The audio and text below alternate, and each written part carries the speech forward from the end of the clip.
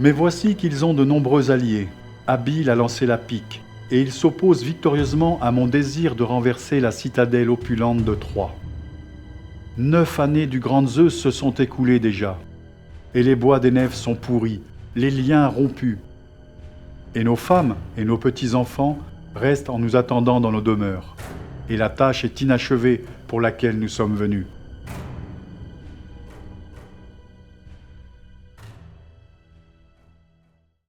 Le texte d'Homère que l'on vient d'entendre, tiré de l'Iliade, nous apprend que les bateaux grecs de la flotte achéenne de la guerre de Troie étaient des bateaux assemblés par ligature. C'est ce que l'on appelle des bateaux cousus. Ce sont les fameux liens dont parle le texte d'Homère. Cette technique, nous en avons le témoignage à travers plusieurs épaves grecques archaïques du VIe siècle avant Jésus-Christ, comme par exemple les épaves découvertes à Marseille à place Jules Verne. Et ces épaves nous montrent que, loin d'être rudimentaire, cette technique de construction d'assemblage par ligature était très élaborée et témoigne du degré de sophistication atteint par les charpentiers grecs de l'époque archaïque. La technique d'assemblage par ligature est une des plus anciennes techniques de construction des bateaux. C'est une technique naturelle qui remonte aux origines mêmes de la construction navale. Les témoignages les plus anciens de cette technique ont été trouvés en Égypte, sur des sites de la vallée du Nil et au bord de la mer Rouge. À Ensorna, on a découvert récemment une galerie souterraine contenant les restes carbonisés et soigneusement rangés d'un bateau cousu entièrement démonté. Nous sommes ici dans une des galeries de Ain Sokhna sur le bord de la mer Rouge, en présence d'un bateau du Moyen Empire. Ces vestiges montrent que ces bateaux étaient assemblés avec des ligatures et des tenons. On observe la distribution très bien sur ces deux ensembles. Alors on a des assemblages par tenons et mortaise, soit simples, soit doubles, associés avec des systèmes d'assemblage par ligature.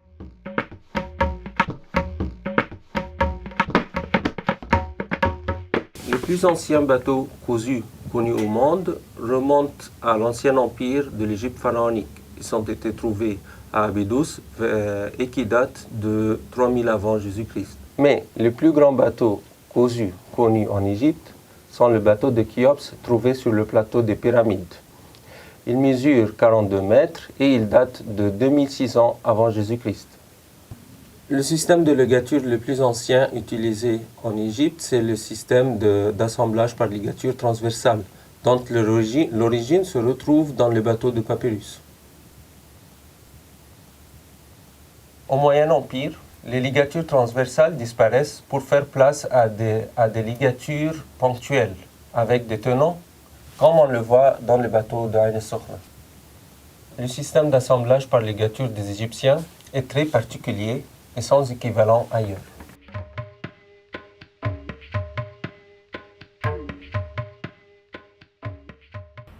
Cette technique peut aussi revêtir des formes extrêmement diversifiées. La ligature peut être faite dans le sens longitudinal, comme elle peut être faite dans le sens transversal. Et les ligatures peuvent passer d'un point à un autre simplement selon la technique du surjet, ou on peut faire des tours de serrage avec ensuite plusieurs allers-retours selon le schéma du point de croix. Cette technique primitive est une des techniques les plus largement répandues dans le monde. On la trouve de la mer Baltique jusqu'à la mer de Chine. Et aujourd'hui, par exemple, on la retrouve encore très largement pratiquée dans tout l'océan Indien.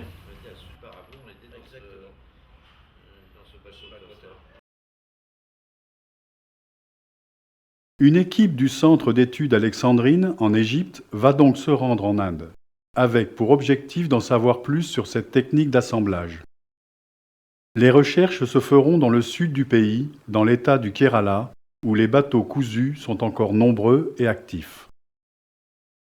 Depuis 5 ans maintenant, le Centre d'études alexandrines, notre équipe du CNRS qui est basée de façon permanente à Alexandrie, a entrepris une enquête sur les artisanats traditionnels en Afrique subsaharienne et aussi en Inde, de façon à pouvoir éclairer les traces de ces artisanats que nous trouvons dans nos fouilles à Alexandrie même. C'est ainsi que nous sommes partis à la recherche des ateliers de verre premier, mais aussi de ses transformations, et également de métallurgie. Et nous avons élargi récemment notre enquête aux bateaux traditionnels, et notamment aux bateaux cousus dans le sud-ouest de l'Inde, dans le Kerala.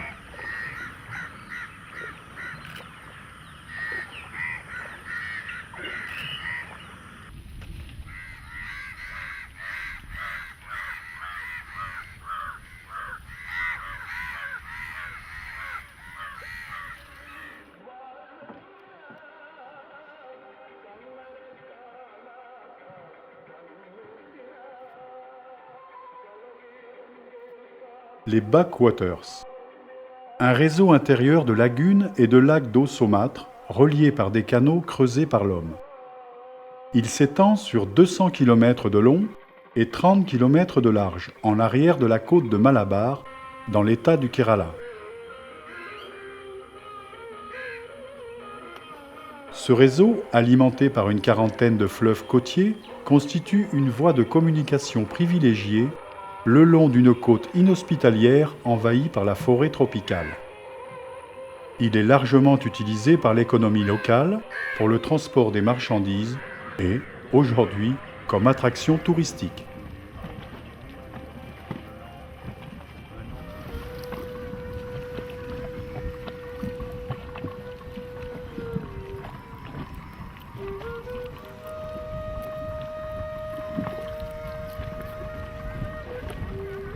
Dès le point du jour, ou au crépuscule, les lacs et lagunes se couvrent d'innombrables grandes barques cousues, appelées Ketuvalan.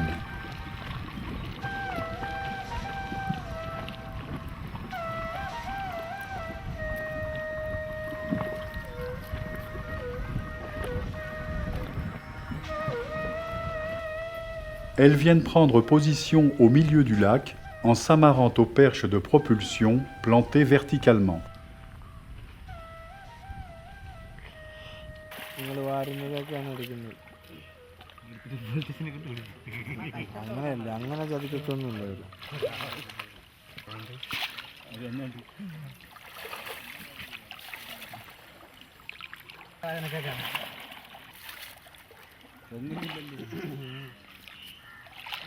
Un, mais le plus souvent 2 bateliers, plongent alors récupérer le sable des lagunes et en remplissent leurs barques à la limite de leur capacité, jusqu'à la lisse de plat-bord.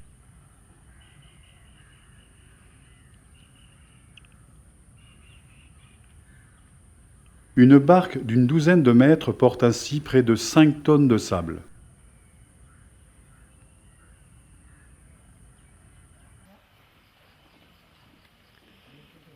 Puis, la barque se dirige doucement jusqu'à un débarcadère de fortune.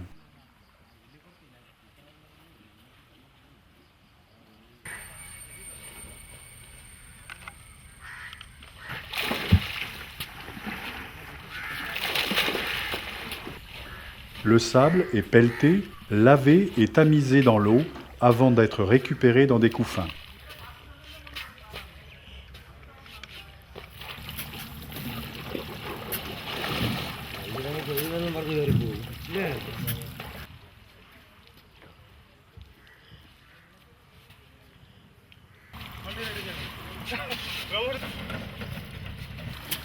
Si la qualité du sable est suffisante, il est alors directement transvasé sur les camions.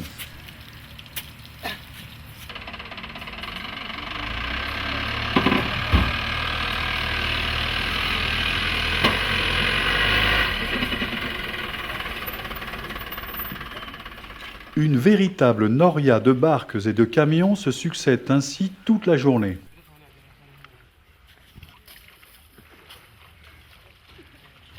ഇത് കറങ്ങാൻ തിരിക്കുന്നു അടുത്തോട്ടും ദൂരോട്ടെല്ലാം പോവും മാമാ വാ കാണേ മാമൻ ഫോട്ടോയ്ക്ക് പോസ്റ്റ് ചെയ്യണ്ട അത് കണ്ടൂടെ. D'autres bateaux viennent aussi livrer de l'argile. Elle est destinée aux briqueteries où elle s'accumule en formant un épais talus. Ce travail de sablier constitue l'une des principales activités des backwaters avec la pêche. C'est une activité relativement récente due à la forte demande édilitaire.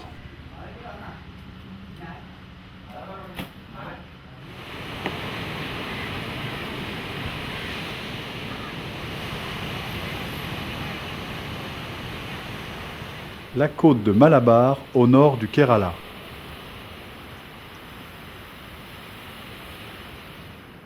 Ces grandes embarcations de pêche qui pointent leurs étraves vers le large sont aussi des ketuvalam. Tirées au sec sur le rivage, elles sont protégées des intempéries par des nattes de palme. Malgré tout, comme les bateaux de la flotte achéenne devant Troie, leurs liens rompus et leurs coutures disjointes les rendent hors d'usage et hors du temps, en attente d'une improbable réparation.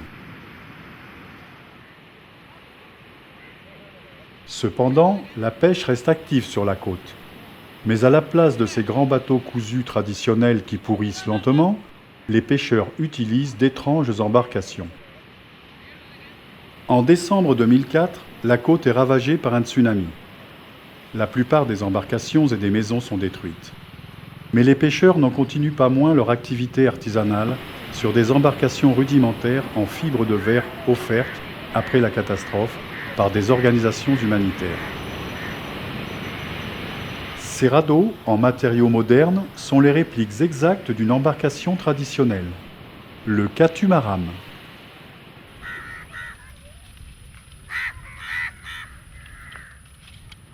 On voit souvent sur le rivage des troncs alignés. Ce sont les éléments de cette embarcation primitive. Catamaran signifie en langue malayalam « bateau lié ». C'est l'origine du mot moderne catamaran. Quelques-unes de ces embarcations en bois sont encore utilisées sur cette côte.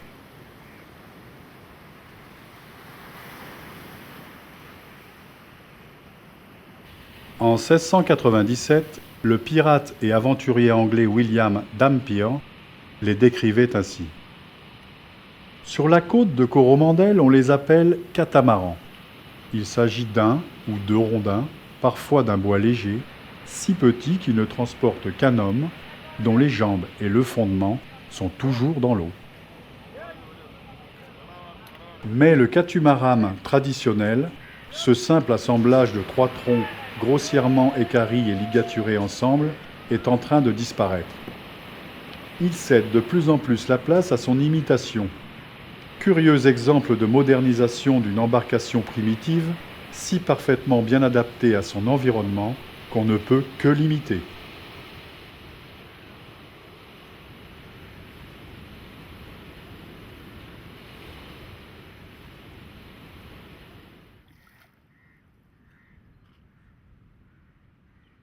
Quelques catamarans en bois sont dès lors relégués dans les eaux intérieures où ils sont utilisés par de miséreux pêcheurs.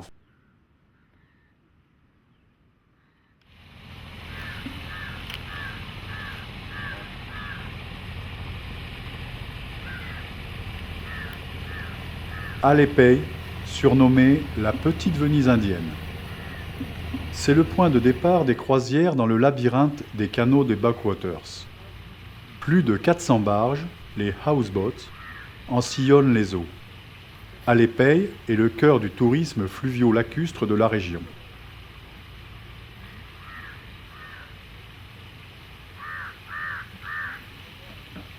Ces houseboats possèdent tout le confort. Certains sont même équipés de l'air conditionné. On est bien loin des embarcations originelles, principalement destinées au transport du riz. Ces barges appartiennent elles aussi à la famille des bateaux cousus, les Ketuvalam.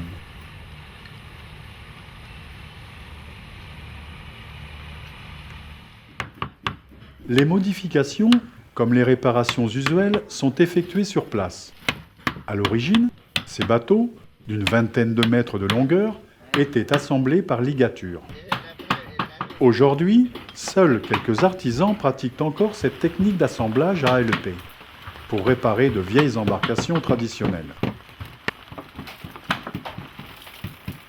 Mais cette tradition se perd chaque jour un peu plus au profit de techniques modernes, par clouage et rivetage qui permettent d'allonger les navires jusqu'à une trentaine de mètres, au risque d'en perdre totalement le savoir-faire et la mémoire d'ici quelques années.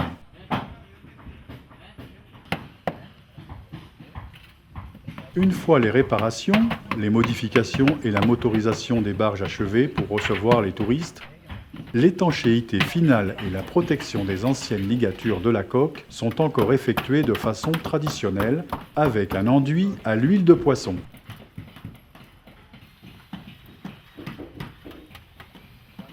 Dans les bock motors, on trouve aussi d'autres types d'embarcations. Par exemple, on a des petites pirogues monoxyles qui servent de barque de pêche, mais pour un ou deux pêcheurs et leur filet, guère plus. Et ces petites pirogues sont simplement propulsées à la pagaie. Ces pirogues monoxyles sont appelées Kurevalam et elles mesurent 4 à 6 mètres de longueur environ. Elles sont taillées dans un simple tronc de manguier, mais les réparations se font toujours par ligature, avec des pièces rapportées ligaturées. Mais il arrive que ces réparations soient tellement nombreuses qu'à la fin, le monoxyle d'origine soit à peine discernable, n'est plus que résiduel, et on pourrait facilement les confondre avec des bateaux cousus d'origine, alors que ce n'est pas le cas. On retrouve aussi dans les backwatters des grandes barques qui appartiennent à la famille des Ketuvalam. Ces barques atteignent généralement 8 à 12 mètres de longueur, mais les plus grandes peuvent atteindre 18 à 20 mètres, ce qui est considérable. Et ce sont ces barques qu'utilisent les sabliers.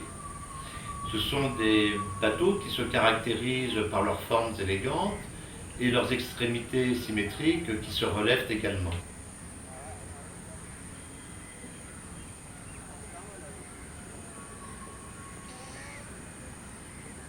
Malheureusement, aujourd'hui, la construction de nouveaux bateaux de pêche, de transport ou de tourisme, selon les techniques traditionnelles d'assemblage par ligature, se fait de plus en plus rare. Néanmoins, pour répondre à la demande importante en barque de pêche, en bateau pour la récupération du sable ou en bateau de tourisme, les chantiers se limitent de plus en plus à réparer les anciennes embarcations. Mais le risque à la longue, à force de pratiquer uniquement des réparations, sans construire de nouveaux bateaux, c'est de faire disparaître ces embarcations traditionnelles.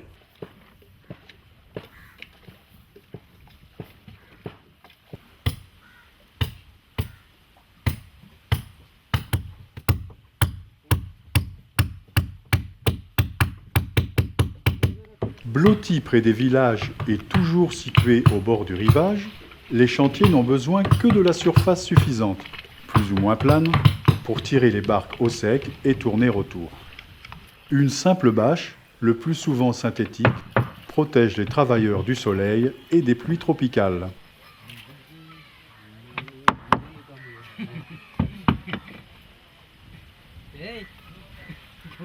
Les outils sont traditionnels. Marteau, tendeur, pinoche, ciseaux, coin, poinçon, tarière, maillet de bois, coin à tasser, couteau, aiguille. Certaines masses sont encore en pierre. À part les fibres synthétiques, les matériaux font largement appel aux ressources locales.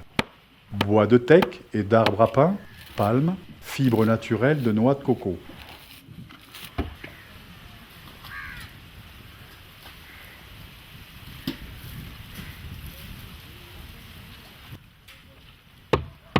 Les réparations les plus importantes concernent le remplacement de certains bordages. Mais les opérations d'entretien plus fréquentes concernent les ligatures qui sont régulièrement refaites. Ces opérations sont effectuées par des ouvriers spécialisés. L'un à l'intérieur de la barque, qui dirige le travail et qui est parfois assisté d'un aide, un autre à l'extérieur. Le travail de ligature s'effectue d'abord de l'intérieur de l'embarcation. Il inclut la mise en place de bourrelets de fibres de coco afin qu'ils soient enserrés par les liens pour assurer l'étanchéité des joints. Le passage de la ligature dans les évidements préalablement percés s'effectue à l'aide d'une longue aiguille faite d'une pointe de palme. Au fur et à mesure, les liens sont bloqués puis soigneusement martelés pour les tasser et les serrer. À chaque passage, le lien est récupéré à l'extérieur de la coque. Il est alors fortement tendu à l'aide d'un maillet utilisé comme tendeur. Le rythme du travail s'effectue à l'oreille, en suivant le son des coups de maillet. La finition nécessite de combler les trous de passage des liens avec un bouchon en fibre de coco fortement tassé.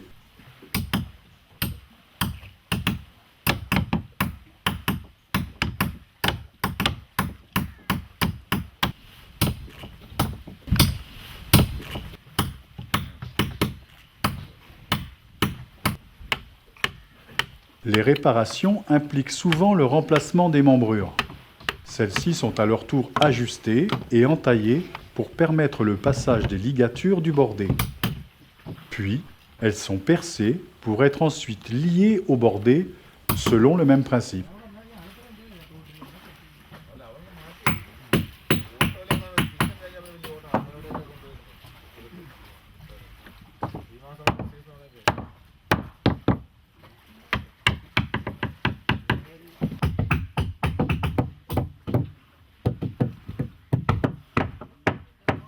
Il y a beaucoup d'analogies entre les bateaux cousus du Kerala et les bateaux cousus de la Méditerranée antique, et notamment les bateaux grecs de l'époque archaïque, comme les bateaux de la place Jules Verne à Marseille, ou encore très vraisemblablement les bateaux de la guerre de Troie ou le navire d'Ulysse de l'époque homérique. Le principe est exactement le même, et la technique est très semblable, même s'il y a des petites différences, et si aujourd'hui elle paraît un petit peu moins sophistiquée. Cette approche ethnographique est intéressante parce qu'elle nous permet de bien comprendre toute la chaîne opératoire de la construction des bateaux cousus, depuis en somme l'arbre jusqu'au lancement du navire. Ça nous permet aussi de comprendre toute une série de problèmes, comme celui de la longévité de ces bateaux, comme le problème de l'étanchéité, ou encore celui des réparations. En somme, cela nous permet de bien comprendre ces techniques dans tous ses aspects, aussi bien ses avantages que ses inconvénients. Et cela nous permet aussi, sur le plan archéologique, de mieux comprendre comment étaient construits les bateaux grecs archaïques, et donc d'être capable de reproduire ces techniques de construction, voire de reconstruire à l'identique des répliques navigantes de ces bateaux. Et ça, c'est extrêmement intéressant.